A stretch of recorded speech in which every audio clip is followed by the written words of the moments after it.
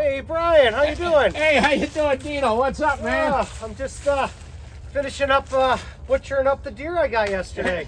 It looks like you've been busy. Yeah. Nice. So let me put this in the fridge, and Okay. maybe I can tell you about the hunt. It's Oh. pretty exciting. I can't wait, and I'm sure everybody else can't wait to hear the story. Awesome. I don't know if you can remember, but last year we did a video here. This is where I shot a deer at about 6 foot. He was walking right past the entrance of my blind, and never did I ever think that I would have a more crazy hunt than that. And I have even a better story to tell this time around. I did some scouting the other day to try to find a ground blind to see if I could get close to a deer. I've sat in this spot in the past and took advantage of a dead tree that fell and put it up there. Basically, I have the deer that come through right in front of me here. So when I'm in the blind, it's it's going to be a very quick shot. I also had a very nice scrape down here that I was going to be hunting over. So I came out the other day, got myself set up. I was sitting in my blind for probably about 15 minutes. Up on top of the ridge here, I heard some rustling around. I saw the top of a tree moving around. Thought it might have been a squirrel. Took a little step up. I still couldn't see over the top of the ridge, but I could tell at that point it wasn't a squirrel, it was a deer.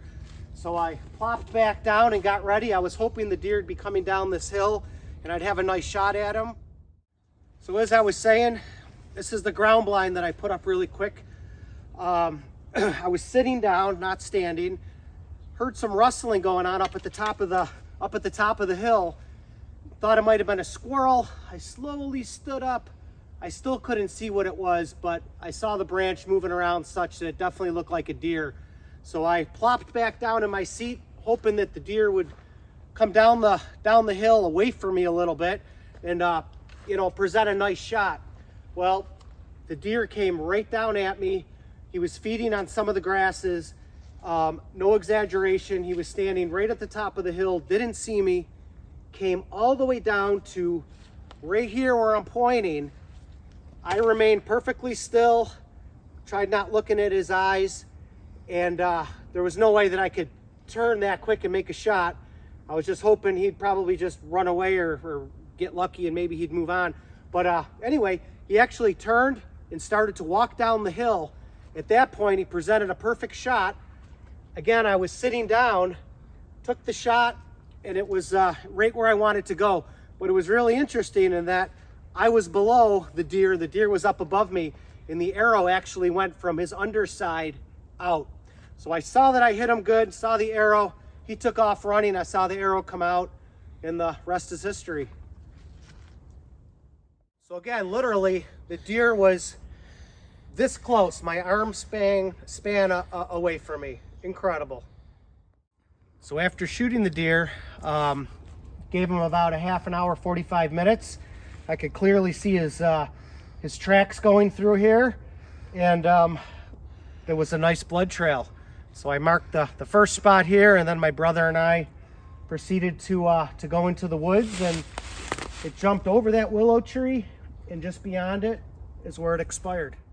So tracking the deer, I found my arrow right here, and we looked up, and just on the ground right over here, the deer was piled up. Found the deer, we got it gutted up pretty quick, and we dragged it out the old-fashioned way. I don't really like to have a lot of equipment out here. I like the woods really quiet, and figure I might as well drag by hand while I still can. So I harvested the deer with my self bow that I made a bunch of years back with some rattleskin, and then these were the arrows I made. Self-nock wrapped with sinew from a deer I got last year. And when I was hunting, I was using these Zwickey, I think they're Magnums. So definitely did the trick.